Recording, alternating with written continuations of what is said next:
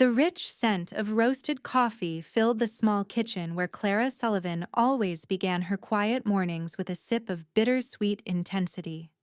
She had always been silently resolute like that, never needing praise or approving glances, just herself, and the ideas taking shape in her mind. But tonight, as Clara stepped through the heavy wooden door of the family home, the place where she had once been just a quiet shadow, everything had changed. In her emerald green dress with eyes shining like a torch that could not be extinguished, she was no longer the timid younger sister cowering in the corner. Clara walked in each step carrying the sound of a story no one had ever heard, the story of a girl who had learned how to love herself and was ready to make the world listen. From an early age, Clara Sullivan understood that she was not the center of the world in her own family. Her father, Jonathan Sullivan, a quiet but powerful man, always looked at Mason and Grant, her two older brothers, with eyes brimming with pride, while for her there was only a silent indifference. Clara used to think that if she worked hard, achieved good grades, was well-behaved and patient, then he would eventually notice her, and one day she too would hear him say, "I'm proud of you." But from the very first time she realized that his gaze had never really settled on her, a slow-burning pain seeped into Clara, becoming an inseparable part of her.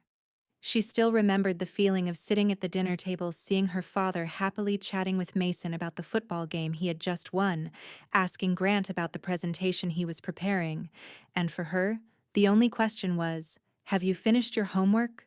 A question that seemed to require no answer. At family parties, Clara always remained quiet. She wore a polite smile, her eyes sparkling with a false admiration, so that no one would see that in truth she didn't feel proud of her two brothers the way her parents expected. On the contrary, deep inside her was an emptiness where the longing to be recognized still burned silently. Clara was always compared, always mentioned as Mason and Grant's little sister, never once called by her own name. Everyone said she was gentle, obedient, never demanding a virtue that everyone thought was admirable, but to Clara, it was only a mask she had to wear to survive in this family. She used to wonder, was her worth really just in her silence, her endurance, and her ability to not trouble anyone, but perhaps even from a very young age, Clara had realized that if she could not be loved by her father like her brothers were, at the very least, she had to love herself. On long nights when the family was busy praising Mason's athletic achievements, Clara would quietly slip away to a corner, open her notebook, and write down the ideas she didn't dare share.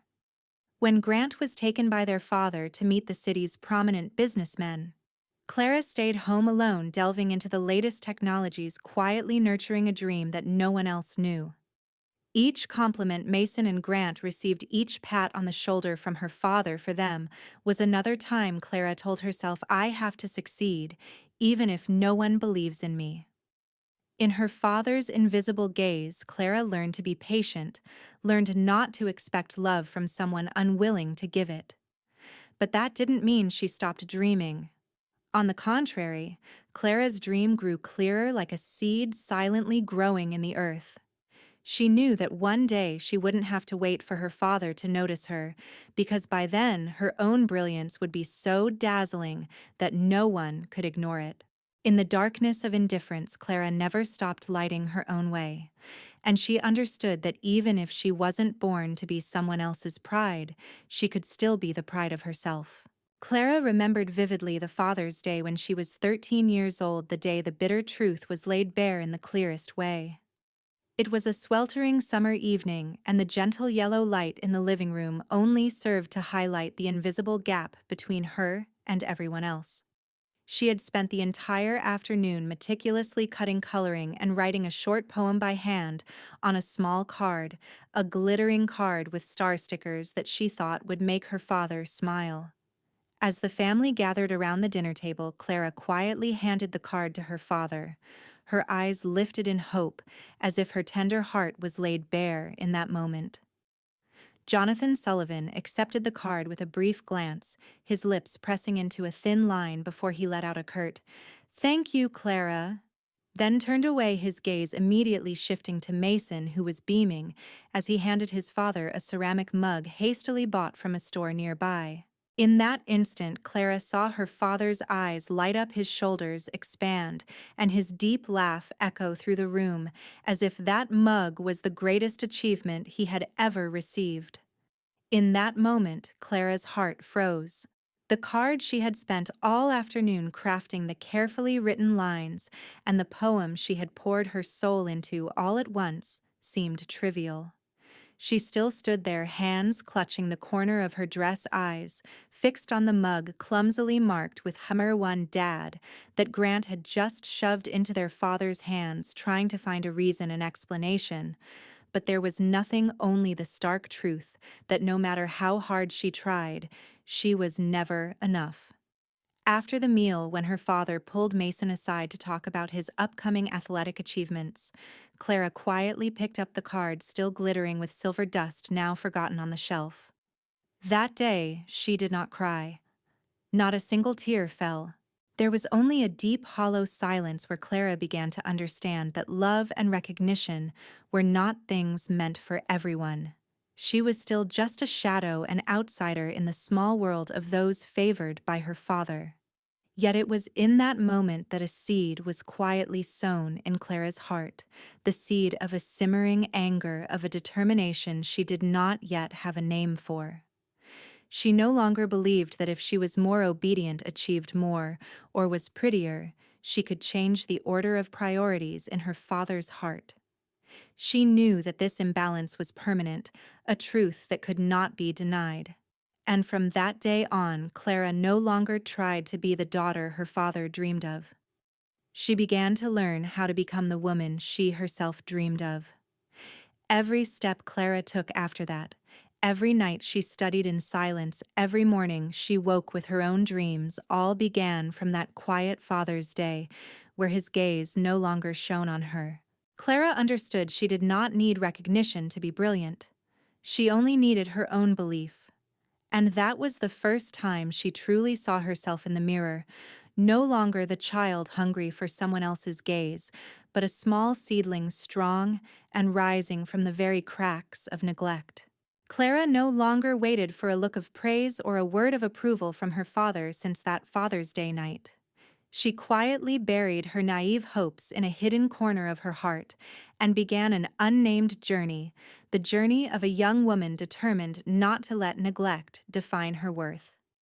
Each morning, as the early sunlight poured into her room, Clara woke up with a vague but fierce belief that she could do something for herself.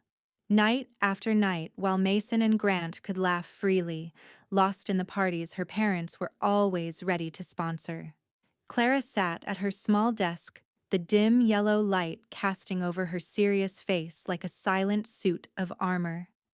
She didn't talk much, didn't try to show off her efforts. The pages of books, online classes, and countless hours immersed in self-study projects all carried out in silence, like a secret promise to herself, I will do this.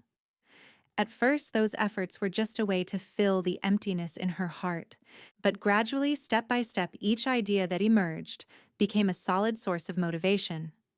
Clara began to realize that she didn't need her father's approval or anyone else's to feel important. While Mason was hailed as the star of the football team and Grant was praised for his speaking skills, Clara discovered that her quietness was where a formidable strength was nurtured. She began teaching herself programming, exploring new technologies, experimenting with all kinds of ideas to create something truly valuable. No one knew, and she didn't bother explaining. She only knew that every line of code, every successful test model was another step forward, a silent affirmation that Clara was not just a supporting role in her own life. She still joined the family dinners, still quietly arranged the plates, as if all her passions and ambitions didn't exist. But in her determined eyes and her tireless hands, Clara was silently building a world that no one could take away. There were nights when the whole house had fallen asleep. Clara sat by the window looking at the shimmering streetlights and thinking to herself, I don't need to be seen to exist. In the darkness of silence, a fire never stopped burning in her chest. Clara was no longer the child who held her breath waiting for a compliment. She had learned that sometimes the greatest value lies in the things no one sees, and she was ready to become the proof of a resilience that no words of praise could ever bestow. Clara continued her journey by quietly pushing herself forward, regardless of the whispers and the indifference of her family. She didn't speak much about the small achievements she had reached, the self-designed projects, the reports finished in the dead of night, the lines of code she painstakingly rewrote again and again. To her father, Mason, and Grant, those things were nothing more than meaningless hobbies, a waste of time by the gentle and quiet daughter. But to Clara, they were the bricks she carefully laid down to build a path of her own, a path that no one could steal or tear down. Every time she saw her father proudly pat Mason's shoulder or watched Grant eagerly flaunt his successes on social media, Clara simply smiled, a calm and silent smile. Because now she no longer let their recognition define her worth. Clara knew there were achievements that didn't need to be showcased under glaring lights or fought for others' praise. The night she quietly stayed at her desk alone, the light casting on her resolute face and bright, determined eyes. Those were the nights Clara found herself. Sometimes she wondered, did Mason ever understand the feeling of having to prove your worth without a single voice of support?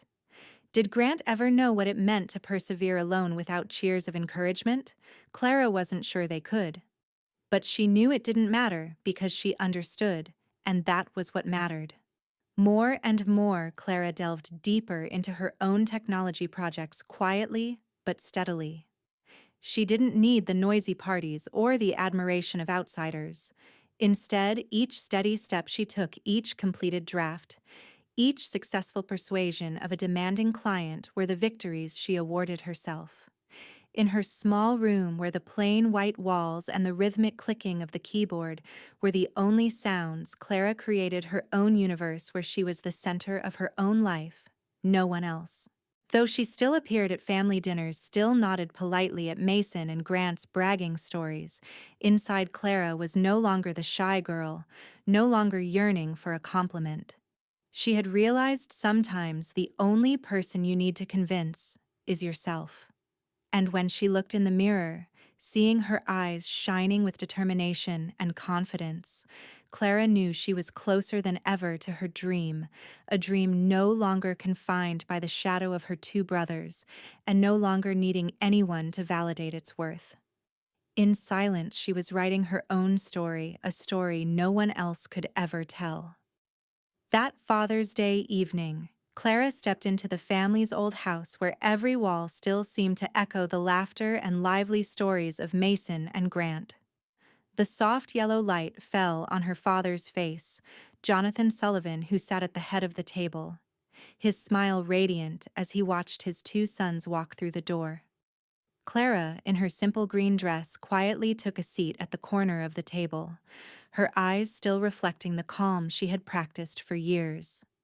The dinner quickly turned into a performance with her father as the only audience, and Mason and Grant as the lead performers, taking turns recounting their latest victories, investment deals, and sports tournaments. Clara sat there, her hands resting on her lap, listening as though those words did not touch her at all. When her father asked Mason about his newest project, his eyes sparkled with pride.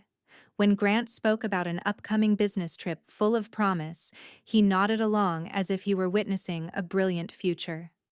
But when Clara softly spoke up about a software project she had just developed, and that a large company had started to notice, her father only paused for a moment, then smiled politely, and shifted his gaze back to Grant without bothering to ask another question. Clara was not surprised. She only felt her heart go still like a lake without ripples. That day she no longer sought recognition, but in that brief moment when her father's eyes skimmed over her, hurried as if not to waste his time on an insignificant story, Clara felt a decision being formed inside her. A decision not to prove anything to him, nor to claim a place in her father's heart, but to return to herself the place she knew she deserved. While laughter and clinking glasses rang around the table, Clara silently watched her father, the man who had inadvertently taught her that love could be conditional, but that self-belief should never depend on someone else. The dinner ended Mason and Grant still buzzing about their plans for the future, while Clara stood up, picked up the leftover plates, and smiled faintly, her eyes passing over her father one last time before quietly leaving the table.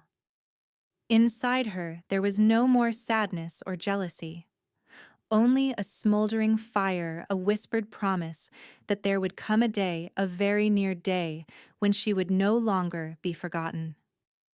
When she would rise not to be seen, but to affirm to herself that she was strong enough, resilient enough, to turn every slight into motivation. And in that quiet night, Clara knew a new chapter was beginning, and this time she would be the main character, no one else. A year after that Father's Day evening, Clara returned to the family home with a quiet but certain confidence forged through countless long nights alone. She was no longer the girl who sat silently at the corner of the table swallowing the noisy stories of her two brothers. She was no longer the child endlessly hoping for a word of praise or a look of pride from her father. That day, Clara arrived with a gift no one could have expected, a sleek black Aston Martin gliding smoothly down the street leading to the old house like a silent declaration that needed no words. She stepped inside, her brown hair falling softly over her shoulders, her emerald dress hugging her graceful figure, her eyes no longer hesitant, no longer shy. In the familiar space filled with laughter and the clinking of toasting glasses, Clara calmly walked up to her father, slowly placing a black envelope on the dining table in the middle of the brightly lit room. Her father looked up, the smile still lingering at the corners of his mouth. He took the envelope with the same hands that had only ever been used to pat Mason and Grant on the shoulder, his eyes flickering with a brief moment of confusion. Clara didn't say much. She simply looked straight at him, her gaze both gentle and unwavering. "Happy Father's Day." She said, her voice low, but not trembling. As Jonathan Sullivan slowly opened the envelope, the entire room fell silent. The papers inside revealed an undeniable truth: Clara had just become the sole and official shareholder of Archer Dynamics, the company he had always taken such pride in leading for so many years. That Aston Martin was no longer just a gift. It was a symbol of a changing order, a quiet declaration Clara was no longer the outsider in the family's story. She had stepped onto the main stage with her own hands and her own strength. Mason and Grant stood stunned, their eyes wide, as if they had just witnessed a sudden summer storm crash down in the middle of the night. Her father's hand trembled slightly, his gaze shifting from suspicion to astonishment, then sinking into a bewilderment he could no longer hide. Clara still stood there, smiling serenely, her eyes glowing with the fierce determination she had once kept hidden under the mask of a dutiful little sister. She no longer craved to be heard, no longer yearned to be loved. Now she had only one belief: she was strong enough to step beyond every shadow of this family. In the long silence, someone's gasp echoed, confirming that nothing could be hidden any longer. And as Clara walked away, her gaze never once turning back, because she knew from that moment on the past had become just an old story. And she, Clara Sullivan, was ready to write her own story in the language of strength and pride. In the brief moment when the paper in Jonathan Sullivan's hand trembled, a strange wind seemed to sweep through the room that had always been comfortable in the complacency of her brothers. Clara stood there, her eyes unblinking, not to witness her father's shock or Mason and Grant's astonishment, but to etch into memory the moment she turned the page to an entirely new chapter. In the sudden silence, every breath seemed magnified, as if time had frozen to make way for an undeniable truth. Her father looked up, the usual glint of pride in his eyes replaced by a hollowness that was almost painful. Mason, who had always believed himself the eternal pride of the family, could only lower his head staring fixedly at the floor, while Grant, who had always projected an air of ease and confidence, suddenly fumbled with the ring on his finger, his lips pressed tightly together without finding words. Clara maintained her serene smile without a flicker of emotion, without a single word of explanation. She knew that any justification would be meaningless. They had seen it all, not just the expensive car parked outside, or the black envelope containing the truth, but the light in Clara's eyes, the light of someone who no longer hesitated to claim the place she deserved. That night, Clara didn't need to say anything more, because every step she took out of that room, every time she met the gaze of each person, it was a silent yet resounding declaration that she was no longer a shadow, no longer a space to be filled with their expectations and disappointments. Clara Sullivan, the girl who had once been forgotten at the Father's Day dinner, had now become the owner not only of the company her father had always considered part of his very marrow, but also of the strength to stand tall in the face of all their disdain. As Clara turned her back and walked out, the sound of her footsteps echoed clearly down the long hallway, like the rhythm of a triumph that needed no applause. Outside, the Boston night was still damp and cool, but to Clara it was nothing more than an endless space to begin sketching her own story. In that moment, she didn't feel the smug satisfaction of someone taking revenge or the bitterness of someone who had been cast aside. All she felt was a strange peace, as if at last she had been acknowledged by the only person she still needed to convince herself. And on the long street, awash in the glow of nightlights, Clara knew that tomorrow everything would change. She would no longer be the invisible younger sister in family stories, but the woman who had rewritten her own role with a will that had never known how to bow. After that fateful night, the house that had once been a fortress of old achievements and expectations suddenly became a place filled with unspoken questions. Mason and Grant, who had always been wrapped in the proud gaze of their father, now could only remain silent in the face of an undeniable truth. Jonathan Sullivan, who had once held in his hands every compliment and every admiring look, suddenly found himself a lost figure in the very gathering he had always presided over. Clara was no longer there to observe their reactions, no longer concerned with the murmurs in the living room bathed in golden light. She had left it all behind like an old cloak, stepping out with a heart no longer trembling but glowing with a pure freedom like the faint light after a night rain. In the days that followed, Clara made no attempt to reach out or listen for any news from them. Each missed message or call that appeared on her phone screen was nothing more than a fleeting glimmer, unable to disturb the new peace she was relishing. In her small apartment where she had arranged every painting and carefully placed each bookshelf, Clara felt a pure happiness she had been searching for all those years. Every morning she woke, she poured herself a cup of fragrant coffee, sitting by the window to watch the city glowing with lights, her mind no longer burdened by questions of recognition or love with conditions. At night, as the streetlights reflected on the window pane, Clara saw herself not through the lens of a daughter in need of praise, but as a woman who had affirmed her own worth through resilience and determination. Meanwhile, in her father's house, once echoing with laughter and toasts, there was now only a scene of silence. Mason and Grant, the brothers who had once believed their places were unshakable, now faced the hardest question: was their father's love and pride truly their exclusive right, or merely an illusion built on Clara's quiet sacrifices? Jonathan Sullivan, who had once proudly held all the power in the family, now faced the truth that he had forgotten the only child with enough courage and passion to build an empire no one could destroy. And in that quiet, though she was not there, Clara was still present like a streak of light that could not be erased. She was no longer the shadow of the family, but the only one strong enough to make them realize no glory is everlasting if it is not built on genuine respect. And from this point on, Clara knew she no longer needed any recognition. She had already recognized herself. As Clara drove the Aston Martin away from the old street, the Boston nightlights sparkling on the pavement like shattered stars, she felt a peacefulness spreading through her chest, a lightness she had never known in all those long years searching for a compliment, a sign of approval. Her face reflected in the windshield, her eyes shone not with victory, but with freedom.